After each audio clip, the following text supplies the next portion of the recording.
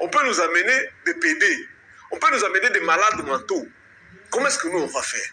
Qui a examiné? Est-ce que les chefs coutumiers ont été associés à cette discussion-là? Ils seront dans la circonscription territoriale de qui? Ils seront dans quel village? Qu'est-ce qui est disposé pour eux? Toutes les questions techniques ne sont pas débattues. On ne peut pas associer ça à l'accord Washington-RDC. Ça, c'est un raccourci. À mon avis, ce n'est pas vrai. À mon avis, notre pays, la République démocratique du Congo, chaque peuple a eu son tour de venir. C'est pourquoi je l'ai dit, la première phrase de notre préambule dit « Nous, peuple congolais, unis par le destin et par l'histoire ».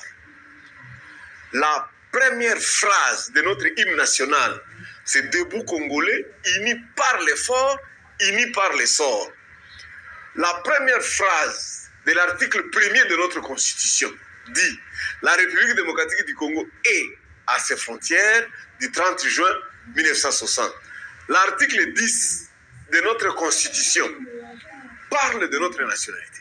Et on dit « Quiconque naît sur le sol congolais est congolais d'origine ». Mais nous avons d'autres nationalités, par exemple la nationalité d'acquisition. Les immigrés qui vont venir, qui viendront comme fœtus, les femmes qui seront enceintes, qui vont accoucher ici, ils vont accoucher des Congolais. Les immigrés qui vont venir, s'ils sont à l'âge adulte, conformément à l'article 10 de notre Constitution, ils auront droit d'aller solliciter la nationalité congolaise. J'ai posé la question. Ici, on s'apprend à ceux qui sont venus en 1921, à ceux qui sont venus en 1932, à ceux qui sont venus en 1956. Je te parle des immigrés venus du Rwanda. Le colonisateur est allé chercher la main-d'œuvre au Rwanda. Ils sont venus en 1921. Il y a un groupe qui est venu en 1933, d'autres sont venus en 1956, d'autres sont venus en 1962.